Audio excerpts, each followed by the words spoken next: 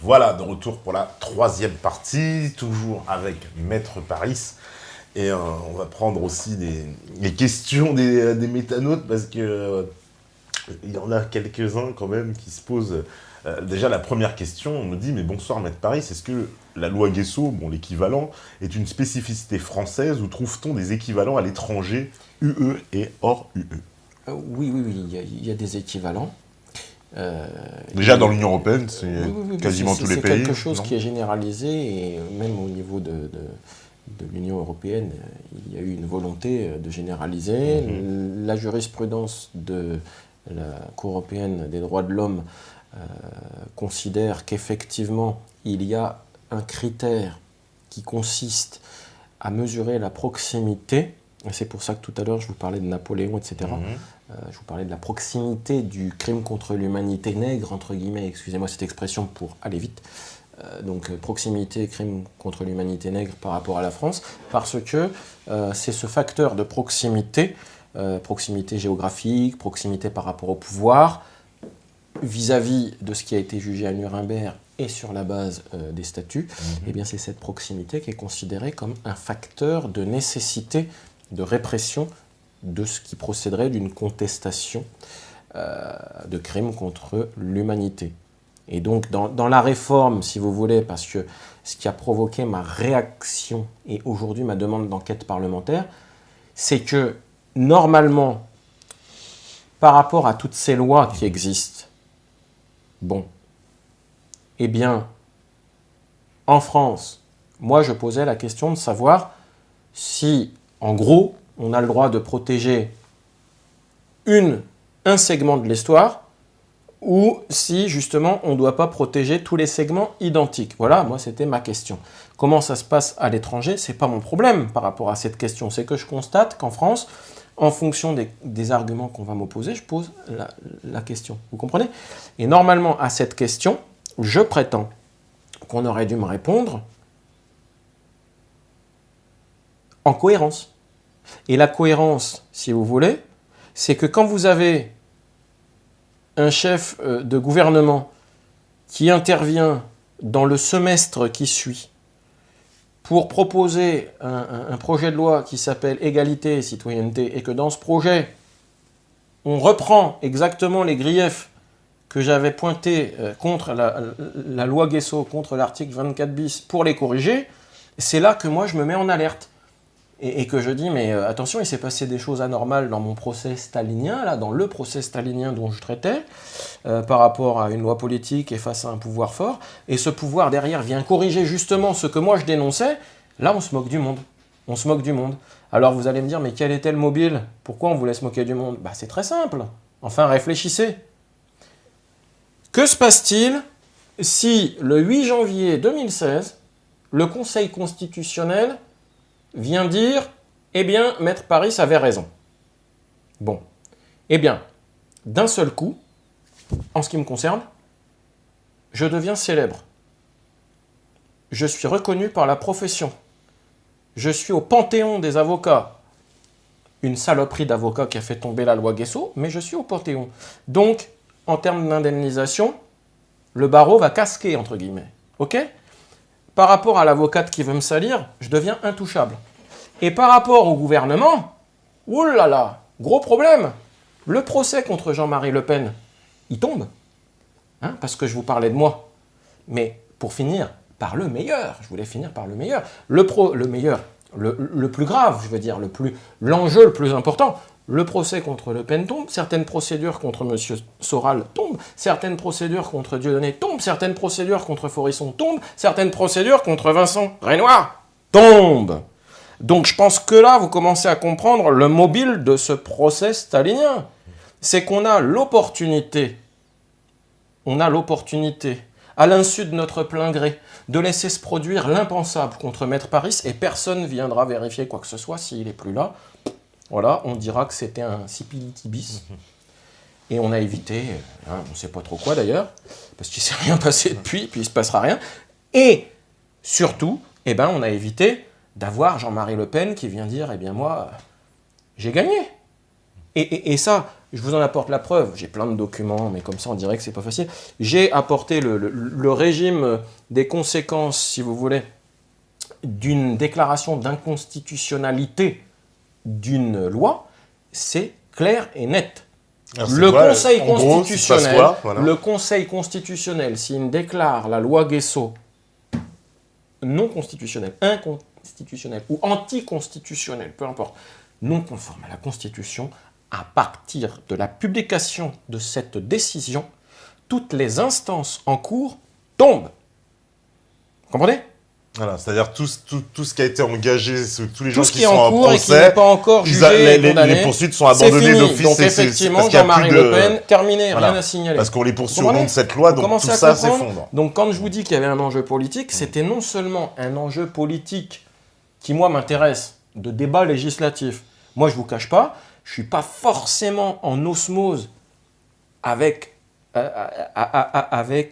les gens que je défends, c'est-à-dire que je ne suis pas forcément d'accord au départ avec la communauté afro-antillaise, je ne suis pas forcément d'accord avec les révisionnistes, entre guillemets. Quand je les défends, je fais de mon mieux, la preuve, je crois qu'on ne peut pas en tout cas me reprocher d'avoir levé le pied. Hein. Je pense qu'on peut me reprocher peut-être beaucoup de choses, m'emporter parfois, etc. Mais j'ai pas levé le pied. Hein. Je pense que j'ai pas mal tenu la route. Donc je suis pas forcément d'accord avec tous ces gens-là. Moi, j'ai mon point de vue, et en tant qu'avocat, eh bien, j'essaye de satisfaire un objectif d'équilibre. Mais au-delà de cet enjeu politique d'avenir et de sagesse, eh bien, et de paix sociale, hein. Parce que je pense qu'aujourd'hui, on ne peut pas considérer qu'il y a une paix sociale. Cette loi-là n'y est pas parvenue. La preuve, les tribunaux, voilà. Donc, ça ne fonctionne pas. Ça ne fonctionne pas et il y a un phénomène sociologique, il y a une crispation, il y a des peurs, une crispation politique, un énervement, enfin rien de bon, rien de bon. Alors on va me dire, il faut durcir le ton. Et non, il ne faut pas durcir le ton, il faut modifier quelque chose. Mais, j'insiste, pour eux, c'était indigeste. Même si Maître Paris a raison, il faut le faire taire. Alors ça tombe bien parce qu'il y avait déjà deux entités qui voulaient me faire taire, le barreau et puis la vermine. Eh bien, à ces deux entités s'ajoute un objectif purement politicien. Il est hors de question qu'on déclare la loi Guesso non constitutionnelle parce que sinon Le Pen, Soral et Dieudonné, ils vont rigoler. Mais alors le pire, c'est que ces gens-là auraient rigolé alors qu'ils ne sont même pas venus en intervention volontaire sur ma procédure. Ce qui veut dire que j'étais vraiment ici comme un Don Quichotte dont personne ne prenait au sérieux la combativité et le degré technique, alors qu'en réalité, je pense que j'ai mis tout le monde d'accord, puisque je suis encore là, et qu'aujourd'hui, je réclame le résultat que l'on a volé à M. Vincent Renoir. Ceci dit, très probablement que la première réforme qui sera mise en place permettra de le poursuivre de nouveau. Mais ce n'est pas une raison. C'est pas une raison. On n'a pas le droit comme ça de manquer de respect à l'avocat. On n'a pas le droit de violer les principes de la défense. Et de toute façon, la CEDH sera saisie aussi à ce titre. Là, ce n'est plus une question de liberté d'expression. C'est qu'il y a eu violation des principes de la défense. Enfin, on m'a discrédité. On a menti sur mon compte. On m'a discrédité par une mise en scène qui n'était pas utile, pas nécessaire et pas opportune et qui était même dangereuse pour moi. Parce que si on n'a pas... si personne n'admet jamais qu'on a voulu carrément me réduire au silence, eh bien en tout cas, ce qui est certain, c'est qu'il y a eu prise de risque anormale sur ma santé et sur ma famille. Ça, c'est clair et net. Il y a un texte en France qui autorise la légitime défense. Donc, les gens qui sont venus... Oui, il ne sert pas à grand-chose, ce texte. Les gens qui sont venus... Les policiers à Viry-Châtillon, ils ne sont même pas servis de leurs armes. Les gens qui sont venus nous attaquer, n'ont pas dit « attention, c'est la police, sortez ». Non. Ils ont joué aux Indiens autour de la propriété de mes parents, qui est une propriété où mes parents eux-mêmes auraient pu se croire attaqués et se défendre. Et qu'est-ce qui serait passé ? On leur aurait tiré dessus. Et il faut savoir que les gens qui étaient là, dans cette propriété, ce sont les mêmes que ceux qu'on a envoyés pour le terroriste à Saint-Étienne-du-Rouvray. Et on a vu l'efficacité remarquable de ces tireurs qui ont mis une balle en pleine tête des terroristes. Et donc, c'était facile. Et après, toute la construction, pourquoi en avoir rajouté? Pourquoi en avoir rajouté? Parce que c'est pas vrai. Et j'ai pas de cache d'armes. Je suis pas en rapport avec des groupuscules d'extrême droite. C'est quoi des groupuscules d'extrême droite? Je défends un monsieur, Vincent Renoir. J'ai jamais été en rapport avec des groupuscules d'extrême droite. Je suis un homme de gauche. Voilà. C'est d'ailleurs pour ça qu'il y a une crispation aussi parmi les gens cousins de la personne que je défends. Parce que, effectivement, quand Rivarol me donne la parole sur le problème dont traite l'avocat, c'est honnête intellectuellement. Mais pour eux, c'est un paradoxe que j'ose, parce que j'ose dire, oui, mais vous savez, je suis de gauche, moi. Alors là, comment vous êtes de gauche? Ben oui, mais c'est pas antinomique. De gauche, ça veut dire quoi? Je vous l'ai déjà expliqué, je vais pas le réexpliquer. Mais voilà, donc je défends M. Renoir, et c'est très bien. Pour une fois, il va gagner. Pour une fois, il a déjà été condamné, il a déjà fait de la prison, il en refera peut-être, mais pour une fois, concédez-lui qu'il devait gagner. C'est tout, parce que la loi, eh bien, il faut qu'elle soit réformée, la preuve. Quelques mois plus tard, on décide de la réformer, mais c'est une plaisanterie. Est-ce qu'il y a donc aussi des lois hors Union européenne? Ça existe, ça, aussi? Donc en Russie, oui, on parle souvent par de exemple, ça. j'ai fait des recherches avec Vincent Renoir, je lui ai dit, hein, parce que bon, ça, c'est du travail, c'est du travail où il est très, très efficace, de voir un petit peu ce qui existe au niveau de la législation, étant donné que le problème se pose souvent ailleurs. Oui, la loi existe. Au Japon, il y a, je me demande même, je crois, au Japon, il y a peut-être quelque chose, oui, de cet ordre. Hein. J'avais vu la liste, mais grosso modo, il y a beaucoup de pays où ça existe. Aux États-Unis, ça n'existe pas. Alors que je trouve qu'il est complètement inconcevable d'accepter une hiérarchie dans cette considération humaniste de crimes contre l'humanité, de crimes de guerre, de crimes contre la paix. Au départ, en France, on interdit que les contestations de crimes contre l'humanité. Il semblerait que, suivant ma logique, les projets proposés actuellement et provisoirement refusés par le Sénat veuillent étendre l'objet de l'interdiction à la contestation non seulement de crimes contre l'humanité, mais de crimes de guerre, crimes contre la paix et persécution, esclavage, etc. Très bien, très bien. Généralisation. Les gens s'inquiètent d'ailleurs de ça. Les gens s'inquiètent. On me pose la question, on s'inquiète. Mais évidemment, parce que là, il faut être juriste, il ne faut pas être seulement historien. Hein, suivez mon regard. Moi, je veux bien un poste de ministère, il n'y a pas de problème. J'ai plein d'idées de réforme. Avis aux amateurs. Si vous voulez quelqu'un de créatif et qui a des bonnes solutions, je suis disponible. Ministère de la Justice, par exemple. Je pense qu'avec D'Anglehan, on aurait de bonnes idées. Donc, toujours est-il, trêve de plaisanterie, toujours est-il que vous ne pouvez pas généraliser si vous n'accordez pas une immunité. C'est quand même clair. C'est le principe, mais c'est le principe. L'avocat, il a une liberté de parole, il a une immunité. Le parlementaire a une liberté de parole, il a une immunité. Eh bien, dans tous les domaines, quand il y a une restriction, il faut qu'il y ait une immunité, vous comprenez? Tout le monde n'a pas le droit de dire n'importe quoi sur n'importe qui ou n'importe qui sur n'importe quoi. Peu importe. C'est le schéma qui nous est proposé pour l'avenir, pour un respect mutuel, etc. Donc si on persiste sur cette voie, il faut généraliser, mais en accordant des assouplissements. Et c'est ce que j'ai essayé de concevoir. Mais bon, voilà, ils peuvent s'inspirer de ce qu'on a proposé avec Vincent Renoir. J'ai réussi à convaincre, vous imaginez, c'est la mort dans l'âme qu'il a bien voulu travailler là-dessus, ce fameux plus petit commun multiple. Je dis voilà, au minimum, si on pouvait concevoir un rapprochement, voilà, eh bien, il faut un assouplissement avec une immunité qui est à la fois professionnelle et amateuriste, ok ? C'est-à-dire générale. Générale pour tout le monde, quel est le régime? Et puis pour le professionnel, il y a une immunité spéciale un petit peu plus protectrice parce qu'on considère que le professionnel va commettre moins d'erreurs. Mais ça veut dire que c'est autoriser certains à parler et pas d'autres. Écoutez, moi je propose des solutions. Après, voilà, vous comprenez, on peut continuer comme ça. C'est ce que j'avais souhaité dire à votre audience le 28 septembre, comme dans la bande dessinée de Lucky Luke. Il y a ceux qui ont un long nez, il y a ceux qui ont des grandes oreilles, et puis ils aiment se battre, donc ils veulent surtout pas qu'on leur retire le motif de cette bagarre. Et moi, j'arrive et je dis, attendez, vous croyez pas que vous pourriez arrêter de vous battre là un petit peu? Regardez, il y a peut-être une solution de moyen terme. Mais moi, je vais faire l'avocat du diable. C'est Ah, pas allez-y.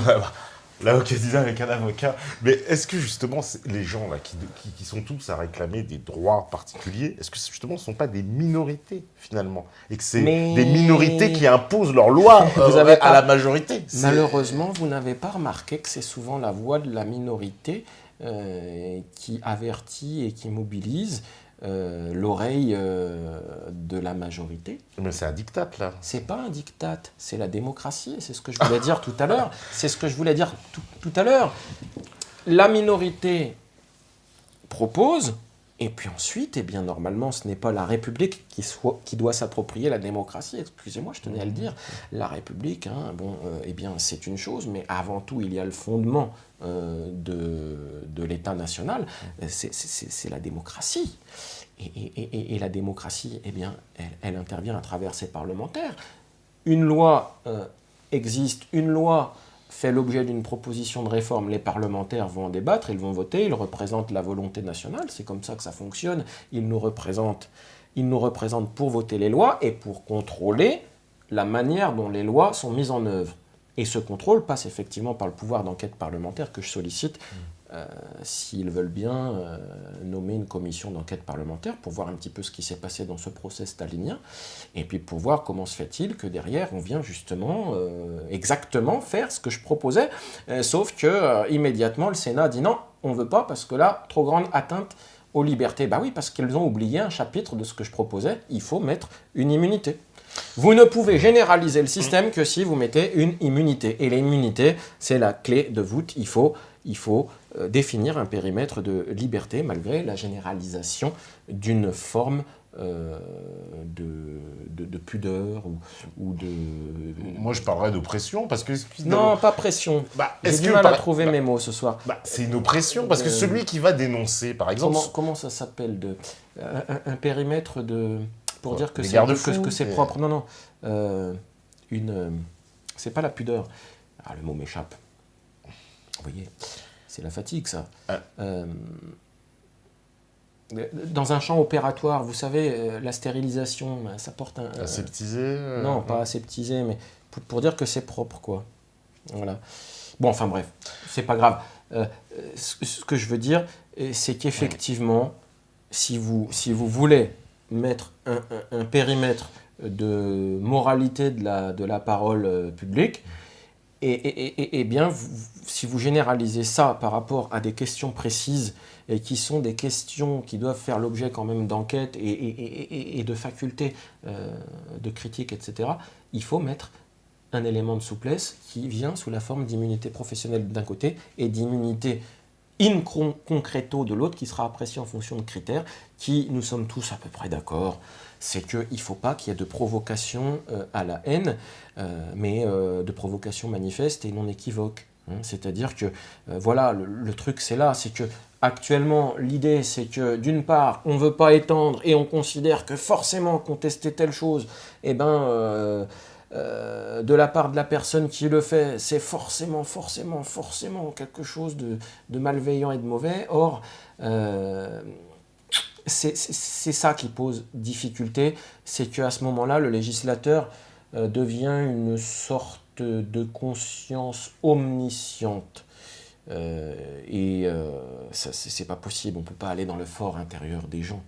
Et au même titre que l'argument qui consiste à dire oui, mais alors si on se place du point de vue des victimes, eh bien forcément vis-à-vis d'elles, c'est de la haine. Mais ça, c'est valable pour n'importe qui. Alors à ce moment-là, forcément, le fait de ne pas avoir voté une protection vis-à-vis du crime négrier ou du crime amérindien, mais ça nous concerne moins. Donc c'est pour ça que je parle du crime négrier, parce que ça nous concerne directement. Exactement pareil. Mais c'est un Indien qu'en France, il pourrait dire la même chose. Non, mais le crime négrier a été décidé en France à un moment donné, et il a été commis par nos moyens. Et aujourd'hui, ces gens-là sont chez nous, très nombreux, et ils sont francophones, donc on est vraiment incontestablement concerné et impliqué par rapport à cette problématique-là, qui est la mienne au départ. Hein. J'interviens au départ pour les Afro-Antillais, je tiens à le préciser. Et la personne qui m'avait mandaté à l'époque avait écrit un article public où ce monsieur, que je salue, même si entre-temps, bon, il y a eu de la distance entre nous, eh bien ce monsieur avait écrit est-ce qu'il faut considérer qu'il existerait une indignation à géométrie variable? C'était son expression. Donc vous voyez, je ne trahis pas le combat pour lequel j'ai été mandaté au départ. Le combat des Afro-Antillais qui m'avaient mandaté, c'était de dire nous, on veut que ce soit l'égalité de traitement. Voilà, il y en a pour qui il y a eu un crime, il y a eu un jugement, c'est pas contestable. Et bien nous, on considère qu'en plus, on n'a même pas eu de jugement. Donc c'est encore pire. C'est-à-dire qu'il y en a qui ont eu un jugement, c'est déjà pas mal. C'est un lot de consolation. On va juger qui dans l'affaire des crimes négriers? Mais je ne vous dis pas qu'on va juger quelqu'un, je vous dis qu'il n'y a même pas de jugement. Il n'y a pas eu de jugement. Il n'y a pas de jugement. Donc vous comprenez l'argument qui consiste à dire il n'y a pas de jugement, donc on ne les protège pas. C'est un argument complètement paradoxal et abusif. Au contraire, c'est la partie faible. Ils n'ont même pas de jugement. Donc ce n'est pas un critère de dire qu'il n'y en a pas. Vous comprenez? Vous n'avez pas de cravate, et bien pour la peine, vous n'aurez pas de chemise. Voilà ce que ça veut dire. Ben non, j'ai pas de cravate, mais je voudrais bien quand même avoir une chemise. Vous comprenez? Vous commencez à comprendre la situation? C'est qu'on vous dit, on va justifier le fait de ne pas avoir de chemise parce que vous n'avez pas de cravate. Ne sera autorisé à avoir une chemise que les gens qui auront la cravate. Donc ne seront autorisés à se plaindre d'une contestation que ceux qui seront capables d'apporter une décision. Eh bien oui, mais c'est pas de leur faute s'il n'y a pas de décision, dites donc. Alors après, on va vous dire, vous voyez, ces gens-là ne sont pas contestés. Évidemment qu'ils ne sont pas contestés. Puisqu'on ne peut pas les contester, il n'y a pas de décision. Donc que voulez-vous contester? Il n'y a rien à contester, puisqu'il n'y a pas de décision.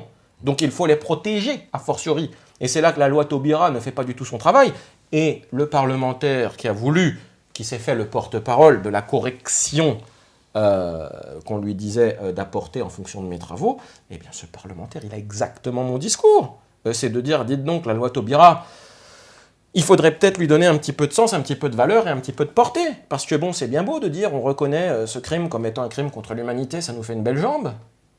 Mais derrière, quand vous avez quelqu'un comme Guerlain qui vient dire oh, je ne sais pas s'ils n'ont jamais travaillé, mais enfin... Oui, mais quand il dit ça... c'est de la contestation de crime contre l'humanité. Ah bon? Non, il ne conteste pas le crime contre l'humanité. S'il le conteste... Attendez. Demain, Renoir, demain, a qu'à dire la même chose, vous allez voir ce qui va se passer. Bien sûr, ouais. Vous parce dites qu'il y a une loi, parce qu'il y a la loi. Bien sûr. Mais moi, je suis pour l'abrogation de la loi. Comme ça, Renoir a dit ce qu'il veut. Ça se défend aussi, si vous voulez. Moi, en tant qu'avocat, si vous voulez, par rapport à M. Vincent Renoir, je dis que la loi n'est pas constitutionnelle. Mais je ne vais pas tenir la main du Conseil constitutionnel ou de législateur. Donc, les arguments, je les présente. L'homme propose, la femme dispose. Et moi, dans ce cas-là, je suis l'homme. Et la femme, c'est le Conseil constitutionnel et le Parlement.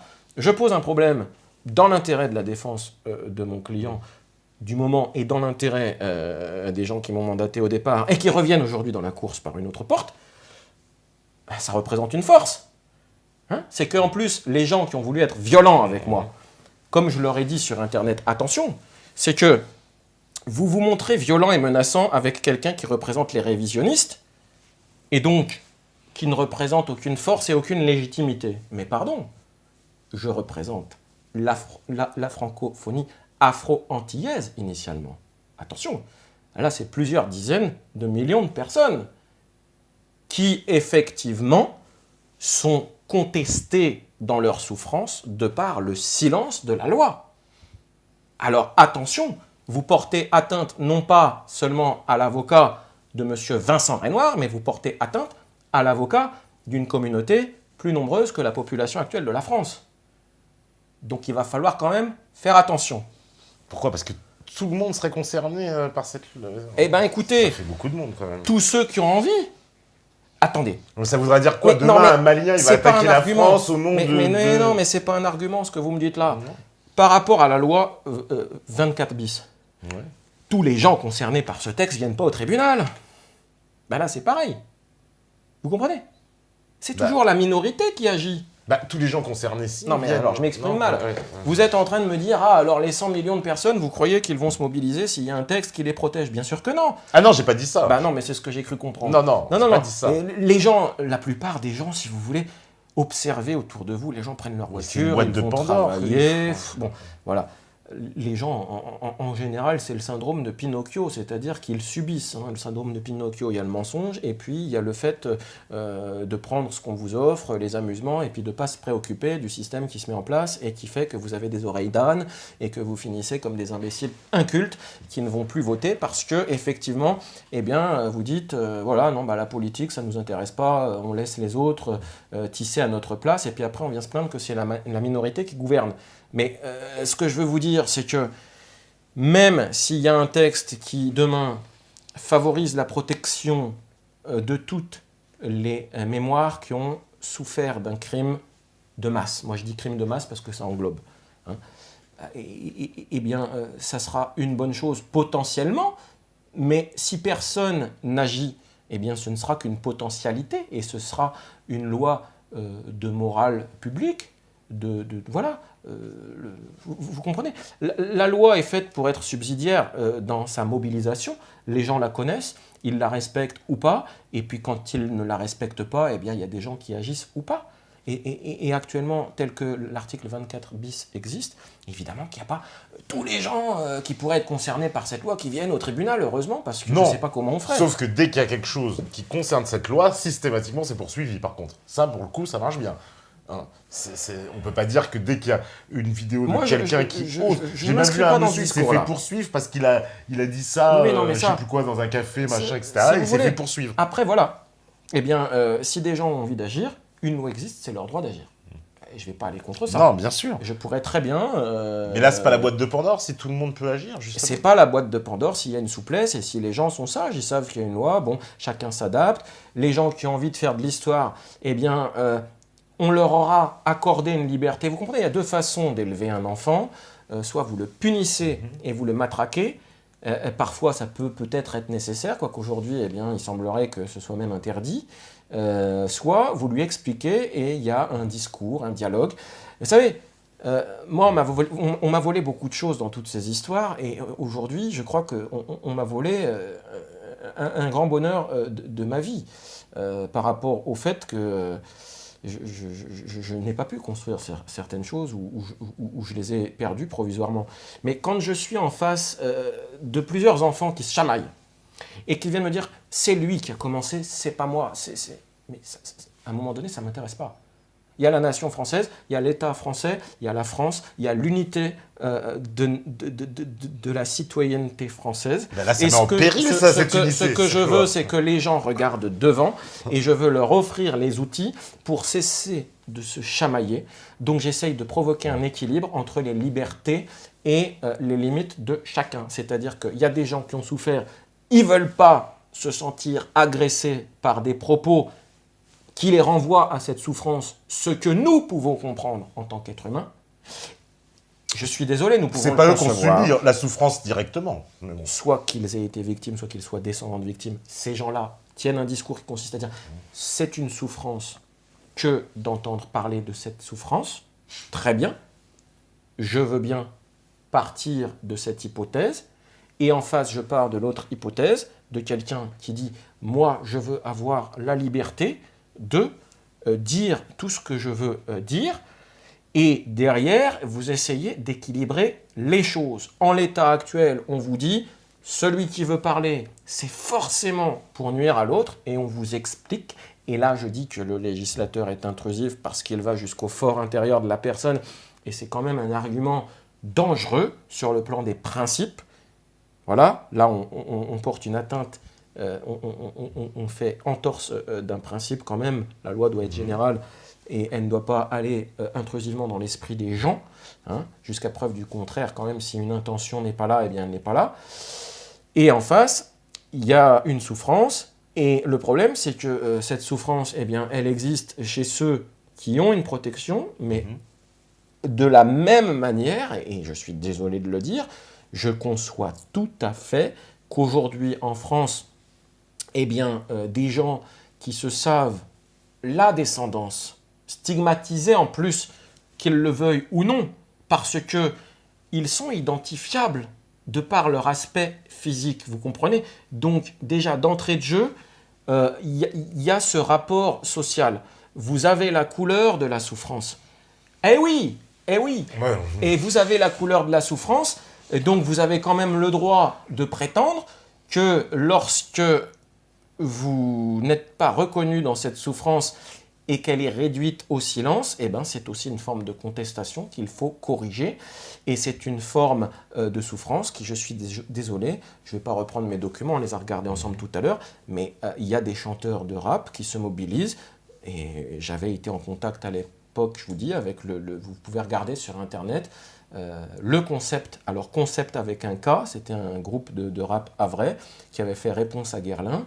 Et ils ont fait d'autres musiques. Celle-là n'était pas forcément très mélodieuse, mais c'était assez caricatural comme réponse pour montrer qu'effectivement, dans leurs propos, ils disaient à Guerlain qu'ils se sentaient trahis par l'histoire, une histoire falsifiée. Ce sont les termes que ces gens-là font retentir dans leur chant. Histoire falsifiée, peuple méprisé dans sa mémoire, etc. En gros. Donc vous voyez, la contestation prend plusieurs formes qui sont plus ou moins subtiles en fonction de ce qui existe comme norme. Oui, c'est de la pleurnicherie, quoi, en fait, quand même. Non, mais là, alors, moi j'essaye d'élever désolé, le débat. Intervenant, mais parce que ce sont des gens qui réclament des droits sur des choses qui n'ont pas souffert, sur avocat. leurs ancêtres, et ils vont demander donc à d'autres gens de ne pas s'exprimer sur des choses qui n'ont pas souffert ni vécu eux-mêmes. C'est quand même, moi, il y a quelque chose que je trouve indécent dans leur démarche, en fait. Vous savez, les crimes contre l'humanité par rapport à l'Afrique noire. Je crois que si on regarde les ventes d'armes dans le monde et les conflits, ça n'a jamais cessé, sauf que le commerce de l'esclavage prend des formes qui évoluent. Aujourd'hui, c'est l'esclavage économique, mais il n'y a pas que les Français ou les Européens qui ont fait de l'esclavage. Non, mais bon, c'est général. Vous savez, j'espère qu'ils pourront attaquer l'Arabie Saoudite, par exemple, dans la loi. Je cherchais le terme, c'était la salubrité, c'était ça le mot que je cherchais. Voilà. Quand je parlais périmètre de salubrité. Oui. C'est ça. C'est que la parole publique va comporter une dimension et un périmètre de salubrité. Forcément, il faut le définir, il faut se mettre d'accord. C'est le débat, le débat social et le débat législatif. Mais il n'y avait pas besoin de venir essayer de casser la tête d'un avocat sous prétexte que déjà 2 premières logiques malveillantes étaient mobilisées et puis que on a écouté ces gens-là, formidables, parce que nous on est en difficulté, non, parce que c'est clair. Vous comprenez ? C'est pas le barreau ni les crapules qui voulaient me nuire qui ont mis en place le dispositif de la BRI. Alors on peut raconter ça à des cochons d'Inde, mais pas à moi. Et je suis encore en vie. Ouais, non, mais parce que j'en reviens au problème. Non, mais ça, je suis bien d'accord. Voilà. Mais aussi, il y a une chose, c'est que les gens, certainement, qui ont mis ces choses-là en place, c'était certainement pas concernant l'affaire de l'esclavage, mais concernant véritablement le fond de la loi Guesso. Parce qu'ils savaient pas, ils n'ont pas voulu entendre mon combat. Ce que ces gens-là ont bien voulu entendre, eh bien, c'est la chanson qu'ils voulaient servir après si je n'avais pas été là aujourd'hui. Bon, avec la tête que j'ai, crâne rasé, les yeux clairs, c'est tellement facile. Mais c'est caricatural, mais bien évidemment. Mais ce gars-là est un menteur, c'est une saloperie de nazi, de néo-fasciste, un révisionniste. Non, j'ai toujours été très sensible à l'histoire, parce que dans ma famille, il y a quelqu'un qui est passionné d'histoire, et depuis que je suis tout petit, il me racontait plein de choses sur l'histoire. Et notamment, personnellement, je suis très intéressé par toute la problématique du XXe siècle. Et ça passe forcément par l'avant, le pendant et l'après-Seconde Guerre mondiale, parce que là, toutes les cartes se jouent. Et aujourd'hui, on revient à la case départ, parce qu'aujourd'hui, que se passe-t-il ? On est dans un système de géopolitique avec toujours cette force et cette détermination du bloc de l'Est, la Russie, qui cherche à s'affirmer depuis un siècle. Et puis en Europe, eh bien, des logiques de clocher, avec une tentative d'Europe, mais de par la géographie, le relief, l'histoire, les langues, voilà. Je dirais que quand on réfléchit bien, je suis épaté, je suis épaté, catastrophé pour eux même, de voir qu'on arrive à mettre en place en Europe un système qui se prétend faire l'unité de tout ça, qui est très hétérogène en vérité, alors que je n'arrive pas à comprendre comment toute cette communauté du Maghreb et du Moyen-Orient qui auraient pu faire la même chose, puisque eux, ils ont quand même des fondements très homogènes quand on voit ça de l'extérieur, en l'extérieur, alors. en extérieur, parce que j'ai cru comprendre qu'après, eh bien, voilà. Mais la même langue, vous imaginez, c'est déjà énorme. Enfin, je veux dire, quel est le plus gros handicap pour faire une unité? C'est la langue. Quand vous avez ça, comment expliquer le reste? Alors, moi, ce que j'observe, c'est que ces gens-là se battent avec des armes qui ne sont pas fabriquées chez eux. C'est tout ce que j'ai à dire. Ah, S'ils pouvaient le fabriquer eux-mêmes, est-ce qu'ils se battraient pas pour autant? ils se battent avec des gens qui sont pas des armes pardon, qui sont pas fabriquées chez eux. Donc, vous voyez bien que nous sommes dans une problématique très, très, très ambitieuse en ce qui me concerne. Nous n'avons pas le choix. Il faut être utopiste.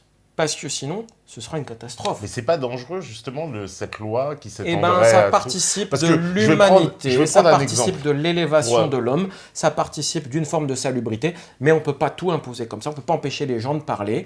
Il faut aussi maintenir une salubrité de la liberté, parce qu'il y a la salubrité de l'ordre public, pardon, mais après, je vous rejoins, il y a la salubrité de la liberté, et c'est ce qu'il ne faut pas oublier, c'est que les gens qui viennent nous dire à votre procès, ces gens qui viennent nous dire, oui, il y a de plus en plus de propos désagréables, contrariants, odieux, blessants, allez, lâchons le mot entre guillemets, dégueulasse, sur Internet. Mais ces gens-là, je leur réponds quand même que sur Internet, eh bien, c'est une nouveauté universelle. C'est-à-dire qu'effectivement, eh bien, certains propos qui ne se tenaient pas avant sur Internet sont tenus sur Internet au même titre que d'autres. Vous voyez ce que je veux dire? C'est qu'avant, il y avait des revues porno dans les librairies. Aujourd'hui, eh bien, 80% des clics sur Internet, apparemment, ce sont des clics pornographiques. Eh bien, c'est tout. Il n'y a pas eu une augmentation du phénomène. Enfin, ce serait à étudier, remarquez. Mais vous voyez ce que je veux dire? Ça existait, ça existe, mais ça a pris une autre forme. Et cette forme-là, peut-être, peut paraître plus flagrante, mais en réalité, du point de vue proportionnel, ben, ça a dû à peu près suivre cette logique. Et là, je dirais qu'il faudrait probablement admettre la même observation. C'est qu'on vient nous dire, oui, il y a 100 000 personnes qui parlent de ça, etc. Oui, mais c'est... Voilà, il y en a 100 000 qui parlent dans un sens qui vous paraît négatif, très bien, j'en prends acte, mais en parallèle, il y en a peut-être autant ou plus qui parlent dans un sens positif. Donc vous aviez au départ 10 contre 10, et à la fin, vous avez 100 000 contre 100 000. C'est ça la vraie question. Est-ce que le phénomène Internet a réellement provoqué un changement de l'équilibre? C'est ça la vraie question. Et là, il faut regarder les chiffres, éventuellement. Et après, bah voilà. Mais s'il n'y a pas eu d'emballement proportionnel et relatif, parce que dans l'absolu, il y a eu un emballement, c'est ce qu'on prétend. Mais si dans les proportions, l'équilibre des forces est resté le même, eh bien, j'aurais l'outrecuidance de vous dire qu'il faut maintenir l'équilibre des forces, parce que l'équilibre des forces, c'est ce qui évite justement les ruptures et les confrontations. Voilà, hein, c'est ce qui nous a maintenus en paix dans le monde, cet équilibre, et c'est l'avenir, c'est l'auto-respect, essayer sans arrêt de provoquer des équilibres pour que les gens... Mais là, c'est l'éclatement, là. Si tout le monde a le droit d'attaquer... Par exemple, moi, je prends un exemple. Quelqu'un qui vient, il va contester la version officielle qui est donnée, par exemple, si on va prendre un crime récent, par exemple, le Rwanda 94. Ne me faites pas dire ce que j'ai pas dit. Je suis pas en train de vous dire qu'il faut interdire aux gens de faire de l'histoire, de parler. Je vous dis tout le contraire. Je vous dis tout le contraire. Ce que je vous dis, c'est que dans un souci de paix sociale et d'apaisement, il faut envoyer un message fort. Tout le monde à égalité. C'est pas beau, ça? Bah ouais. Voilà. Bah pas Voilà. du tout le monde sera égalitaire. Tout le monde à égalité. Alors, plus de loi, pourquoi pas? Parce que... Mais si c'est tout le monde à égalité, c'est tout le monde à égalité avec des parts égales et on se débrouille pour qu'il n'y ait pas trop de frottement entre les parts du gâteau. Comme ça, tout va bien. On laisse un petit espace. Vous comprenez? On laisse un petit espace pour que chacun puisse attraper sa part en mettant un doigt de chaque côté. C'est tout ce que je dis. C'est l'un ou l'autre. De toute façon, ça ne peut pas marcher autrement. Si vous coupez le gâteau en disant eh ben, on tasse tout ça, eh ben, c'est comme si vous n'aviez rien fait. Voilà. Et ça continuera. Oui, parce qu'il y aura toujours plus de gens qui Ça, demanderont ça des continuera, droits aussi, et quoi. dans la France d'aujourd'hui, je considère que c'est dangereux, parce que si vous voulez, à l'époque où le problème a été traité sous l'angle, allez, on peut le dire, c'était une loi anti-Forisson, c'est ce qui se dit en 1990, mais à l'époque, le problème ne se posait pas dans les termes où il se pose aujourd'hui. Ouais. Aujourd'hui, en France, on a une société qui a besoin d'un message fort. La société a besoin d'un message fort, elle a besoin d'un message qui va lui donner le liant de la nation, de cette volonté de vivre ensemble et de partager un avenir favorable et constructif par des sacrifices consentis aujourd'hui, mis en œuvre dans un avenir proche et poursuivi pour un avenir meilleur. Mince, est-ce que c'est pas beau, ça? Ah bah non, Alors des sacrifices, ça me fait peur, moi. Vous allez me dire, faut que ça vaille le coup. Maître Paris est utopiste. La dernière fois, il nous disait qu'il faut partager le travail, qu'il faut réduire le temps de travail, qu'il faut le diviser par 2. Écoutez, vous allez dire, ah, on le savait, il regarde les sites de Soral. Mais évidemment, je regarde tous les sites dissidents, parce que l'intelligence peut s'exprimer partout. Sur égalité et réconciliation, ah, ça y est, mon compte est bon, on le savait. Non, je leur fais de la publicité parce qu'ils ont apporté de l'eau à mon moulin. Regardez ça, un article, c'est pas beau? Mercredi 28 septembre, 2 mois après que je sois venu là, 2 ou 3 mois après que je sois venu là, et que j'ai dit, sur le travail, la seule solution au chômage, ça va être de mettre en place le programme que je propose. Il faut réduire le temps de travail, le diviser par 2, mais payer les gens le même salaire, et ils seront obligés, sur le temps où ils sont payés pour ne rien faire, en réalité de s'occuper à se cultiver et à faire du sport, et ça va créer une dynamique industrielle. Nous serons notre propre matière première, et du coup on pourra reculer l'âge des retraites, on sera en meilleure santé, et on travaillera mieux, et on sera plus productif. Et bien il y a quelqu'un de l'autre côté de l'Atlantique qui a mis ça en œuvre, c'est pas beau? Alors, et c'est le site Égalité et Réconciliation qui a relayé ça. Rythme de travail, les sociétés modernes dans un délire collectif. Stéphane Archtol, un PDG californien, a eu l'idée de réduire les horaires de ses employés à 5 heures par jour, c'est pratiquement ce que je propose, sans perte de salaire. Une véritable révolution dont les conséquences ont été impressionnantes, je le savais, sur la productivité et le bien-être de ses employés. Le mode de fonctionnement de son entreprise, vente de matériel nautique, a été expliqué sur Fox News. Patati patata, pour ceux qui n'aiment pas le site Égalité et Réconciliation, pas de chance pour eux. C'est là que je suis tombé là-dessus, incroyable. C'est exactement ce que je veux proposer dans le parti politique que je veux créer et qui s'appellera très probablement Renaissance humaniste nationale. C'est-à-dire que je considère que la nation, c'est le ciment de la citoyenneté française, qui aujourd'hui plus que jamais est très riche et très éclectique. Elle a besoin de ce ciment, mais ce ciment-là, ça doit être un ciment de progrès, et j'ai entendu, c'est rigolo, à gauche, ils ont compris qu'ils veulent créer un parti sur la notion de progrès. Oui, il serait temps de parler de progrès, au lieu de parler de répression, d'atteinte aux libertés, d'attentats, de terrorisme et de guerre. Il serait temps de parler de progrès et de se relever les manches pour résoudre le problème du chômage. Il n'y a qu'une manière de le faire. Il n'y en a pas 36, sinon ça sera la guerre. Il va falloir partager le travail. Il y a de plus en plus de robots partout. Il va falloir partager le travail. Il va falloir que les gens continuent d'avoir le même salaire, et il va falloir que les gens travaillent sur eux quand ils seront payés sur un certain laps de temps. Dans un premier temps, une phase transitionnelle, ça permettra de créer des infrastructures, c'est-à-dire qu'il faudra faire des piscines, des stades, etc. Je ne vous dis pas grands travaux pendant 5 ans. Tout le monde est embauché là. Il n'y a plus de chômage d'un seul coup. Comment on finance ça? C'est mieux que de financer une guerre.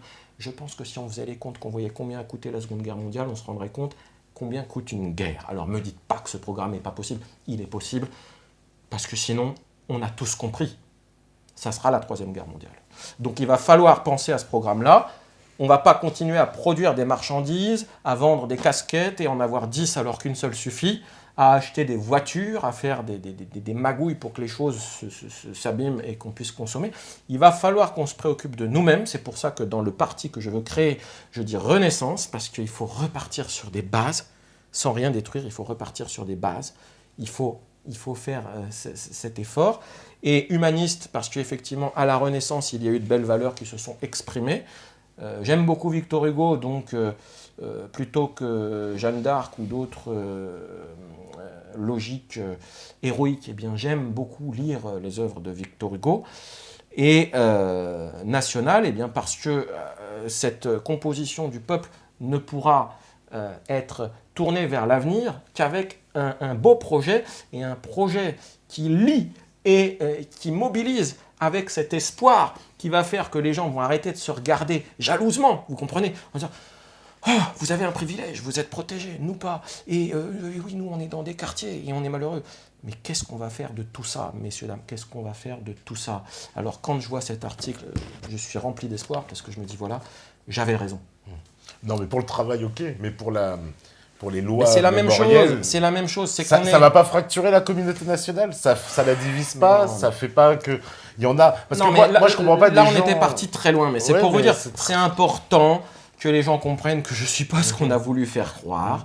Je suis pas fou. Mais non, mais ça, ils ont bien compris. Hein, mais c'est, je suis avocat et effectivement, la politique, l'histoire m'intéresse.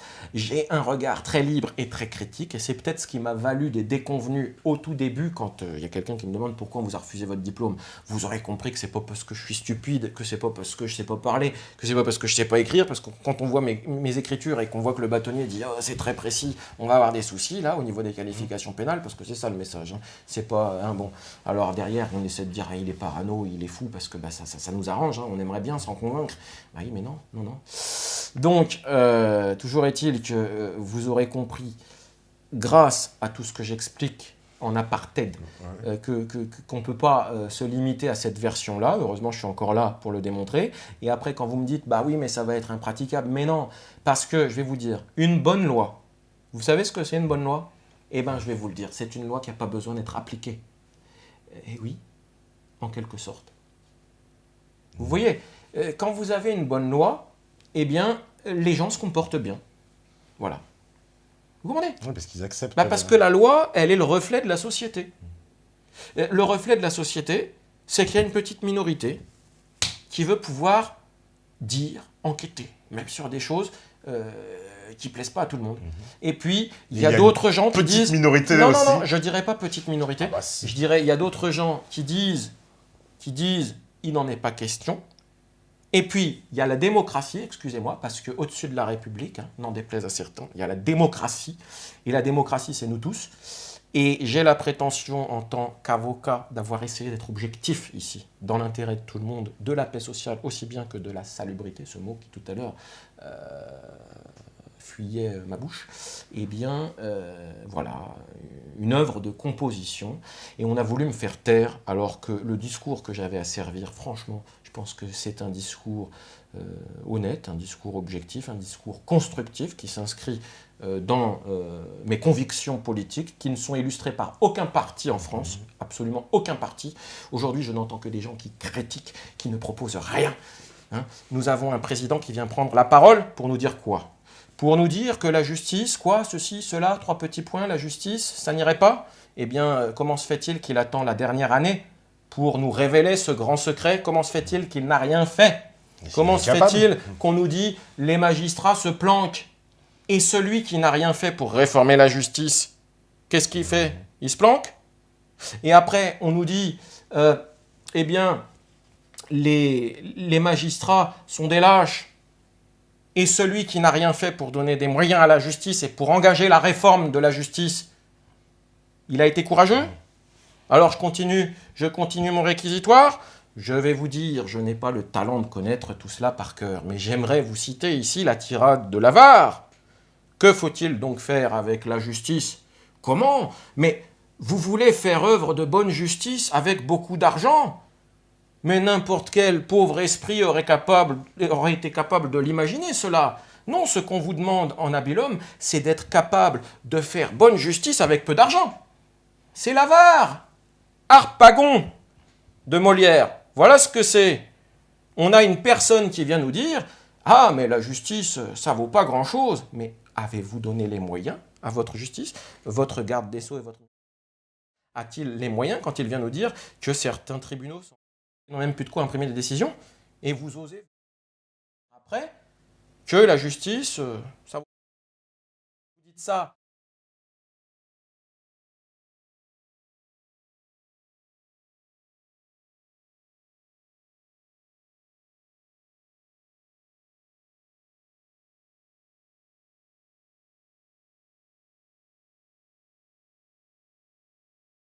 d'extrême droite. Non, mais c'est une plaisanterie. Et après, j'apprends que l'autre critère, c'est de contrevenir aux intérêts de l'État. Ah ben, moi, il semblerait que je contrevienne aux intérêts de l'État, puisque l'État ne veut absolument pas que, pour une fois, des gens qui sont mal vus obtiennent une victoire. Et donc, il fallait faire taire l'avocat. Non, mais attendez, et vous croyez que je vais me taire? Je réclame et j'exige une enquête parlementaire. Et je vous dis que je l'obtiendrai. Je l'obtiendrai. J'avais dit dans mon discours, qui semble parfois de folie, parce que j'ai un côté artiste, j'avais dit que j'étais le gladiator du barreau. Eh bien, je suis le gladiator du gouvernement, c'est-à-dire que je dis au gouvernement qu'il va falloir me fournir les explications sur cette affaire. Comment se fait-il qu'on a voulu mettre en danger ma vie par une opération qui n'avait aucun lieu d'être, étant donné qu'on savait très bien que j'irais au Conseil constitutionnel calmement, que forcément je voulais y aller, que forcément j'irais là-bas, que forcément on pourrait me cueillir, et que même si on avait voulu ne serait-ce que m'empêcher de plaider, on pouvait très bien me cueillir juste après le portique et m'empêcher de plaider. Donc c'est autre chose que l'on voulait là. C'est l'accusation que je porte, c'est la question que je pose. Je ne désigne personne, mais je pose la question. Je dis que ce schéma et ce scénario n'a pu être cautionné, autorisé, toléré que par des gens au-dessus des 4 plus hauts magistrats, au-dessus du bâtonnier et au-dessus des crapules, qui ont voulu ici instrumentaliser une situation très dangereuse pour moi, à tous les niveaux, et dans un contexte qui leur facilitait la tâche, puisqu'il s'agissait de dire que j'étais fou, une saloperie de nazi, etc. Alors, est-ce que on me dit, vous allez, par exemple, aller voir le sénateur David Rachlin du FN, qui lui aussi s'est porté contre la loi. J'ai envoyé le dossier à tous les parlementaires. Ça a été fait 2 fois, une première fois rapidement et une deuxième fois avec les 98 pages, toutes les pièces, avec les explications. J'ai fait les vidéos avec 2 objectifs. Un premier objectif qui était effectivement d'alerter, et un deuxième objectif qui était de prendre mes marques. Vous n'êtes pas en face d'un joueur d'échecs, vous n'êtes pas en face de Poutine, vous êtes plutôt en face d'un joueur de poker, je vous le dis. C'est-à-dire que chez moi, il y a un côté artiste et un côté aléatoire, un côté imprévisible, un côté séduction, j'en suis conscient, j'en joue et je l'assume. Voilà, je ne suis pas un être froid, j'ai des émotions, mais je sais mettre en place une stratégie. Les gens qui ont voulu agir contre moi vont devoir s'expliquer.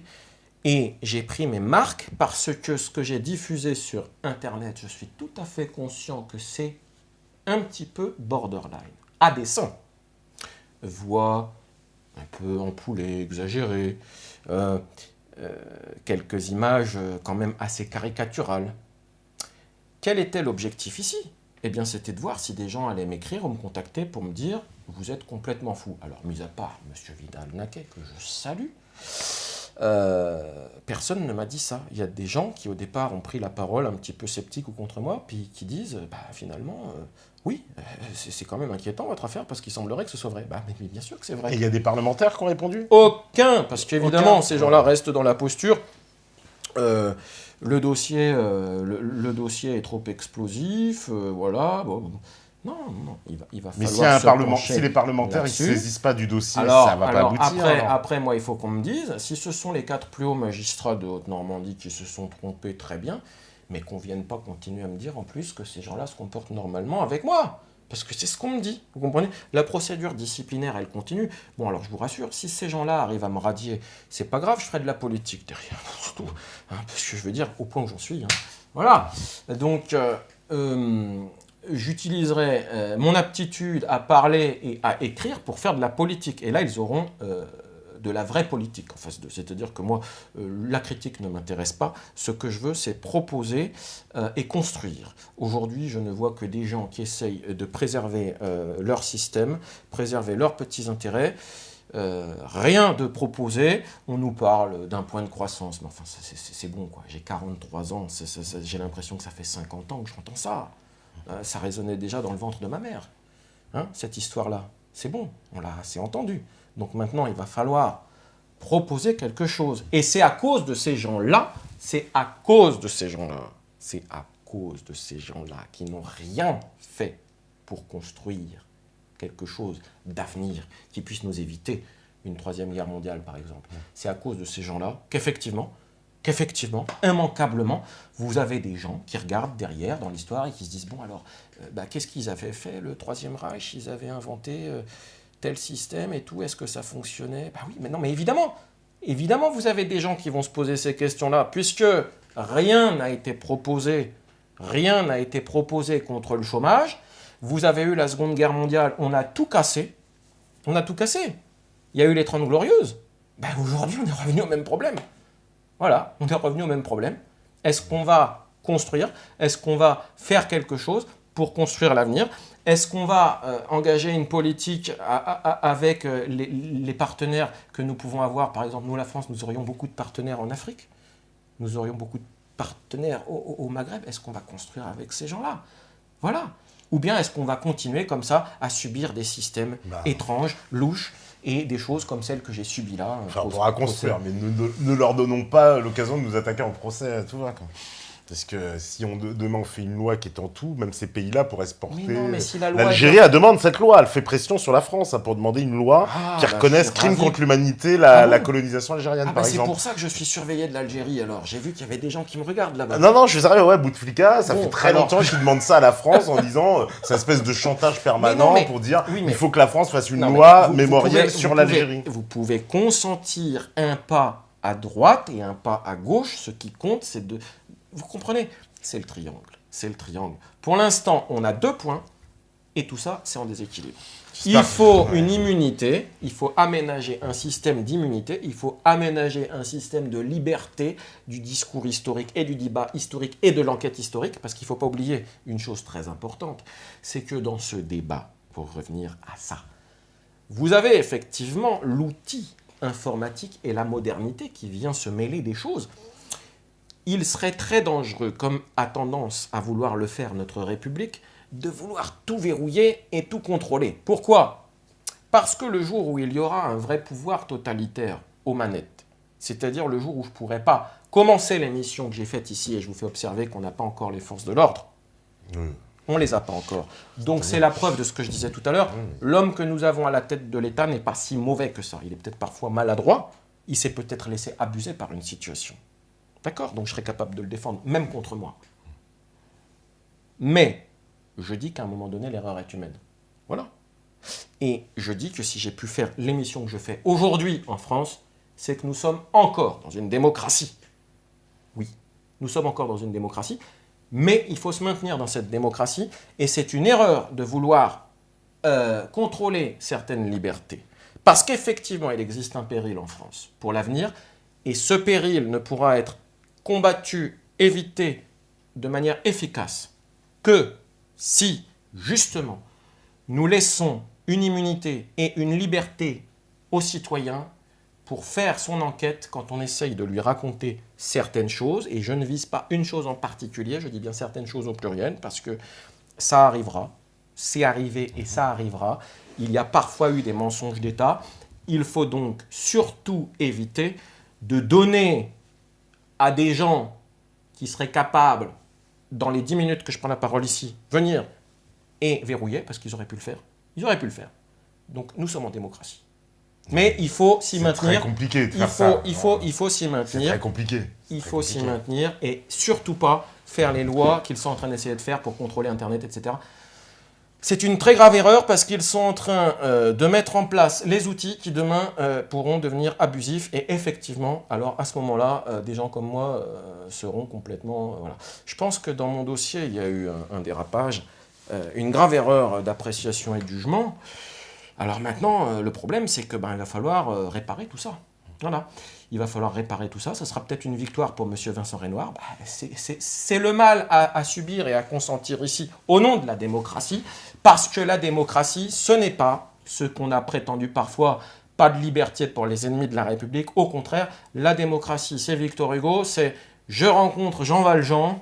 Eh bien, cet homme-là, soi-disant qu'il avait un mauvais fond, je lui tends la main pour aller vers lui, vers un avenir meilleur, et pour qu'il donne de lui le meilleur.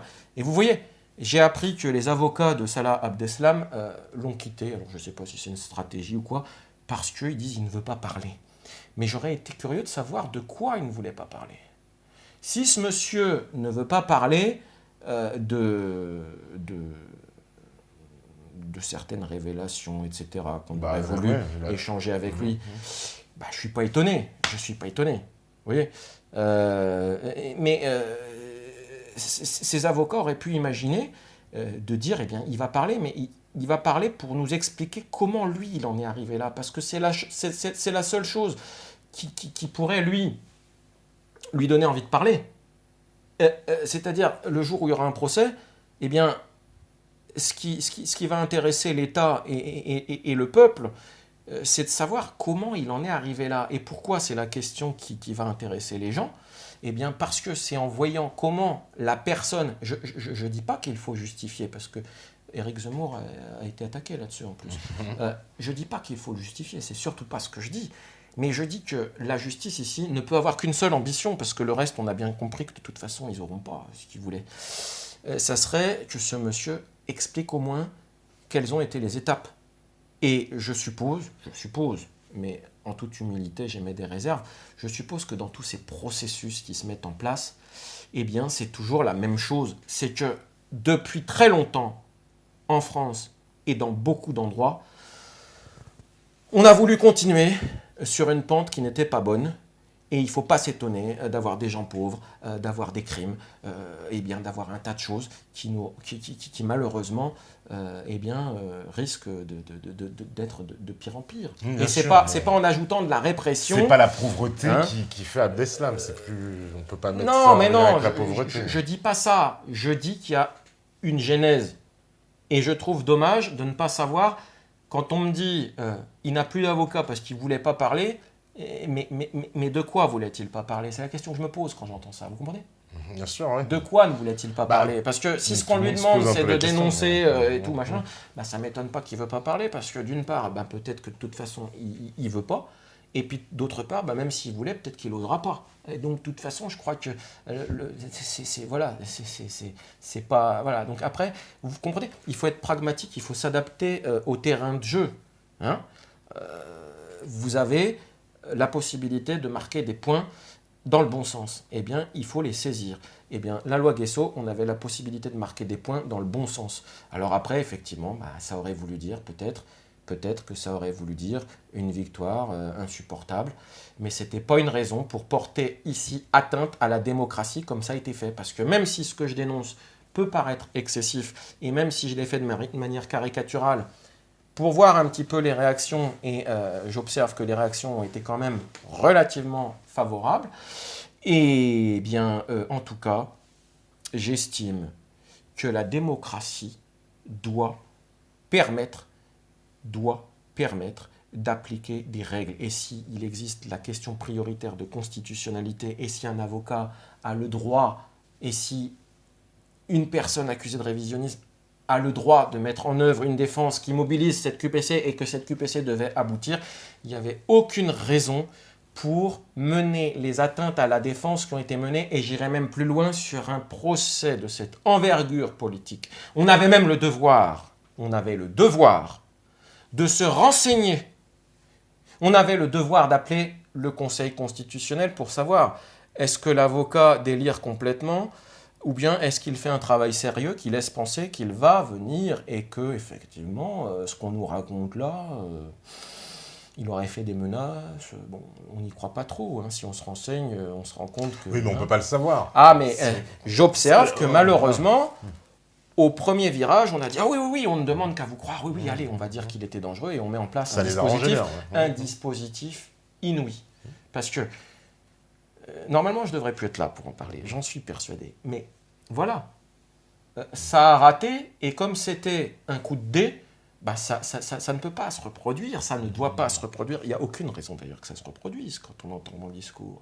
Mais en revanche, il va falloir me rendre justice, et il va falloir réhabiliter l'État français. Parce que pour l'instant, l'État français est mis en cause par la demande d'enquête parlementaire que j'ai faite, et j'ai le droit de le faire, et j'ai les motifs ici pour le faire, et il faudra qu'au moins un parlementaire m'entende, mais je pense que plusieurs vont m'entendre. Après, il ne s'agit pas non plus d'instrumentaliser cette affaire pour mettre en difficulté des gens qui ont déjà des difficultés, puisque je vois que le gouvernement maintenant se chamaille. Il semblerait que certains essayent de profiter de cette maladresse du livre du président de la République pour le mettre en difficulté.